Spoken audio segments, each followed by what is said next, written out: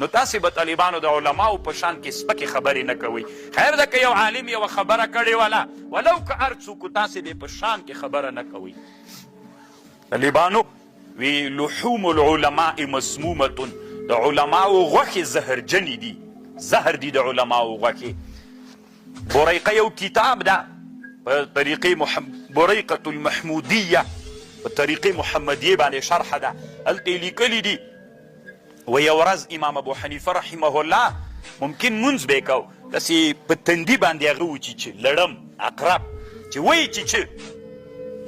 نو امام صاحب غږ وکړه چاله زه لړم شاګردانو رامنډې کړلې چې څوک مړ کي لړم. امام ابو حنیفه ورته ویلې رحمه الله مه یې کوئ. وی ولې؟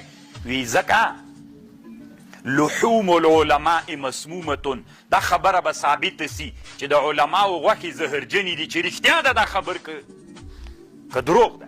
که رښتیا وي نو اوس به معلومه سي چې د علماو د حق علماو غوښې دا زهر لري. نو اوس به معلومه سي بس شاګردان چارپیر ناست دي، لړم دلته ولاړ ده، کرا کرا په لړم باندې د ذوب حالت له راتله مړ سو. نو طالبانو ده خو عالم و چې د عالم غوښه د ده دپاره زهر سوله، الله دی مړ کړ. نو کوشش وکئ طالبانو ځانونه د علماو په غوښو باندې مه مړه کوئ، د علماو غوښې زهر لري. صحیح ده طالبانو علما دي، ټول علما دي، د الله د دین علما دي، د هر چا ځان ته فکر ده. دا کتابونه خو وینئ طالبانو چې نن مو راوړي، د هر یو عالم له بل عالم نه فکر بدل ده، قسم په الله فکر یې بدل ده. رب العالمین چې طالبانو د هر عالم د یو له بل نه فکر بدل ده په دې موضوعاتو کې. نو چې بدل سو نو تا ته خو داسې نسي کېدی چې ټول په یو موضوع باندې نو ته به راجګېږي چې هدي تا له رایې سره موافقه خبر نه وله، هغه ته دوه درې کنځاوې وروکه او سپکې سپورې ووایه.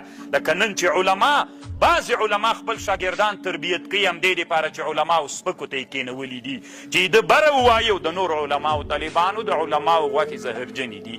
خوښه مو که خورئ یې غیبتونه یې پې کوئ، الله عز وجل به مو د علم برکت نه نصیب کوي. الله عز وجل به مو داسې مړه کي لکه لړم چې امام ابو حنیفه چې چلوي.